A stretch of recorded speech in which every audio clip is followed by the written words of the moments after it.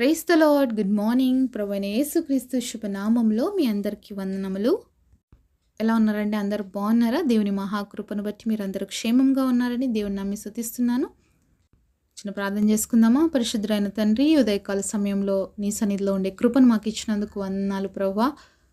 మా ప్రార్థన ఆలకించే దేవా, మాకు జవాబిచ్చే దేవా, ఈరోజు మా అందరితో మాట్లాడి మా హృదయాల్ని ధైర్యపరచమని, నీ మాటల చేత బలపరచమని యేసు నామములో ప్రార్థిస్తున్నాము తండ్రి.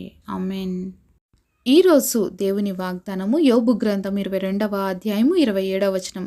నీవు ఆయనకు ప్రార్థన చేయగా ఆయన నీ మనవి నాలకించును.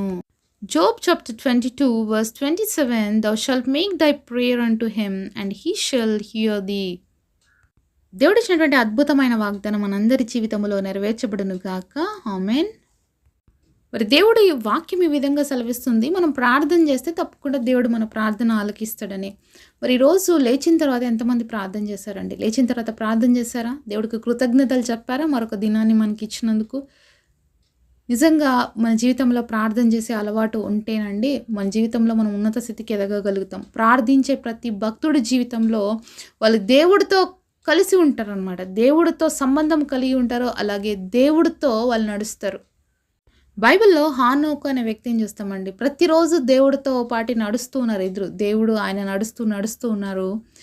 అయితే మరి ఆయనకి భార్య లేదా, పిల్లలు లేరా అంటే అందరూ ఉన్నారండి. అయినా కూడా ప్రతిరోజు దేవుడితో సహవాసం చేస్తున్నాడని దేవుడి వాక్యంలో నుంచి మనం చూడొచ్చు. సరే, ఆదికాండము 5వ అధ్యాయము 22వ వచనం నుంచి చూద్దాము. హానోకు మెతుషెలాను కనిన తర్వాత 300 ఏండ్లు దేవునితో నడుచుచు కుమారులను కుమార్తెలను కనెను. హానోకు దినములన్నీ 365 ఏండ్లు. హానోకు దేవునితో నడిచిన తర్వాత దేవుడు అతన్ని తీసుకొని పోయాను గనుక అతడు లేకపోయాను. ఎంత అద్భుతమైన మాటలు చూస్తున్నామండి హానోకు గురించి. మరి 300 ఏండ్లు దేవుడితో అతను నడుస్తూ ఉన్నాడు. అంతేకాకుండా కుమార్తెలను కూడా కంటూ ఉన్నాడు. అంతేకాకుండా ఆ యొక్క సంవత్సరాలలో మరి దేవుడితో సహవాసం కలిగి నడుస్తున్న కొలది ఇంకా దేవుడితో నడుస్తూనే ఉన్నారు. మరి కొంతమంది భక్తులు చెప్తారు, దేవుడు హానోకు ప్రతిరోజు నడుస్తూ ఒకరోజు పరలోకపు మరి ద్వారం దగ్గరికి వెళ్ళిన తర్వాత ఇంకా దేవుడు అన్నాడంట, హానోకు మళ్ళీ ఇంకెందుకు వెనక్కి వెళ్ళిపోతావులే, నాతో పాటు వచ్చాయని చెప్పి తీసుకెళ్లారు అని అంటుంటారు అనమాట. అయితే ఇక్కడ దేవుడి వాక్యంలో కూడా అదే చూస్తున్నాం కదా. మరి హానోకు దేవునితో నడిచిన తర్వాత దేవుడు అతను తీసుకుని పోయిన కనుక అతడు లేకపోయాను. దేవుడు అతను తీసుకుని వెళ్ళిపోయినాడు ఇంకా, కాబట్టి అతను లేకపోయాను అని చూస్తున్నాం.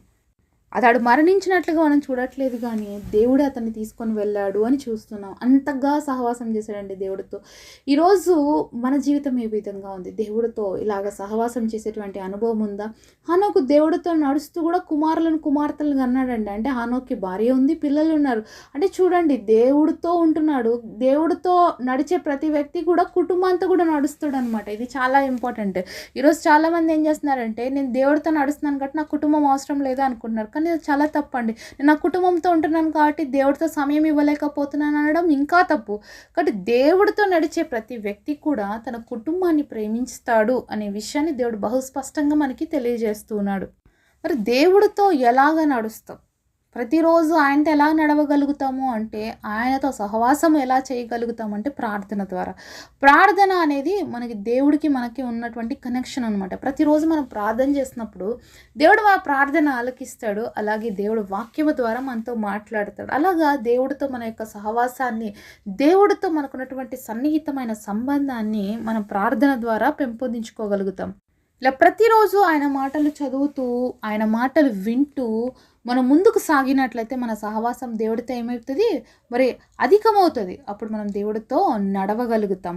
కాబట్టి మనం ఖచ్చితంగా ప్రార్థించేవారుగా ఉండాలండి. క్రైస్తవులకు ఉన్నటువంటి మొదటి లక్షణం ఏంటంటే, ఉండవలసినది ప్రార్థించే అనుభవం. మరి ఒక క్రైస్తవుడు మాత్రమే చెప్పగలనండి, ప్రపంచంలో ఉన్న ప్రతి వ్యక్తి కోసం ప్రార్థించగలుగుతారు. మిగతా ఎవరు ప్రార్థన చేస్తారో లేదో నాకైతే తెలియదు, కానీ ఒక క్రైస్తవుడు అయితే మాత్రం ఖచ్చితంగా ఈ ప్రపంచంలో ఉన్న ప్రతి మానవ జాతి కోసం ప్రార్థన చేసేటువంటి వ్యక్తి అండి. దేవుడు అదే చెప్పాడు కాబట్టి ప్రతి క్రైస్తవుడు అదే చేస్తాడు. మరి ఈరోజు క్రైస్తవులను అనబడుతున్నటువంటి మనము, దేవుడు పిల్లలు అనబడుతున్నటువంటి మనము ప్రార్థించే అనుభవం ఉందా? మన కోసమే ప్రార్థన చేస్తున్నామా? లేకపోతే ఇతరుల కోసం కూడా ప్రార్థన చేస్తున్నామా? ఎప్పుడు మన కోసమే కాదండి. ఖచ్చితంగా మనం ఇతరుల కోసం ప్రార్థన చేయాలి. ఇతరుల కోసం మనం ప్రార్థన చేసినప్పుడు దేవుడు మన అవసరతలను కూడా ఖచ్చితంగా తీరుస్తాడు. కాబట్టి మనందరికీ కూడా మన యొక్క మరి హ్యాండ్ చూసుకున్నప్పుడు ఈ 5 ఫింగర్స్ ప్రేయర్ అనేది మరి బాగా చాలామందికి తెలుసు. మరి తెలియకపోతే ఏంటంటే మనం ఒక్కొక్క ఫింగర్‌ని చూసినప్పుడు ఒక్కొక్కరి కోసం ప్రార్థించాలి అని భక్తులు చెప్తూ ఉంటారండి.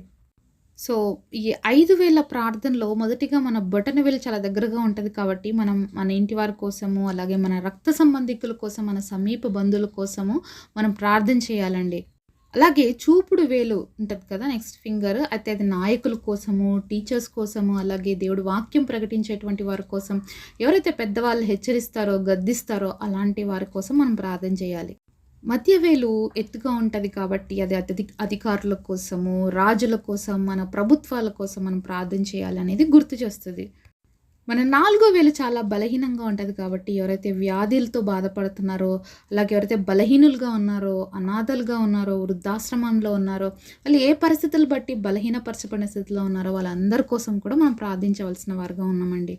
అలాగే లాస్ట్ మన చిటికెన వేలు చూసినప్పుడు మనల్ని మనం గుర్తు చేసుకొని, మన కోసం కూడా దేవుడి సన్నిధిలో ప్రార్థించే వారిగా ఉండాలి. మన ఆత్మీయ ఎదుగుదల కోసము, అలాగే మన మానసికమైనటువంటి ఎదుగుదల కోసము, మన యొక్క శారీరక రీతిగా ఎదుగుదల కోసం కూడా మనం దేవుడి సన్నిధిలో మన కోసం కూడా మనం ప్రార్థించే వారిగా ఉండాలి. మొదటిగా అందరి కోసం ప్రార్థించిన తర్వాత మన కోసం కూడా మనం ప్రార్థన చేసుకోవాలి అనే విషయాన్ని గుర్తు చేస్తుంది మన చిటికెన వేలు.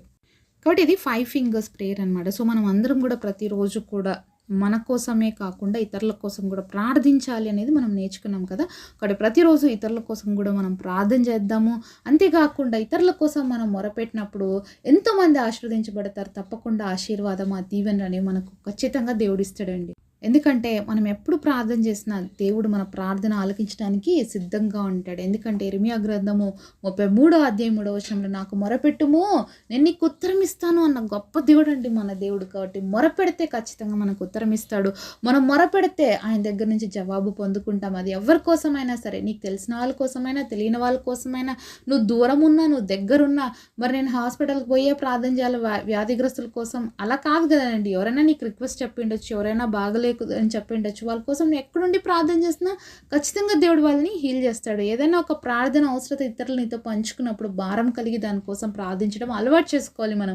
ఎందుకంటే ఆ భారంలో మనం కూడా పాలు పంచుకుంటున్నాం. ఆ భారంలో వాళ్ళతో పాటు కలిసి మనం ప్రార్థన చేస్తున్నాం. దేవుడు తప్పకుండా ఆ ప్రార్థన వింటాడని నమ్మకం మనకుంది కాబట్టి మన విశ్వాసము దేవుడు బలపరుస్తాడు. అంతేకాకుండా 2-3 కూడి చేసే ప్రార్థన శక్తివంతమైనదని దేవుడు వాక్యమే సెలవిస్తుంది. కాబట్టి ఒక అంశాన్ని గురించి మనం ప్రార్థన చేసినప్పుడు అనేకులుగా దేవుడు ఖచ్చితంగా మరి ఆ ప్రార్థనలకి జవాబిచ్చేటువంటి గొప్ప దేవుడుగా ఉన్నాడు.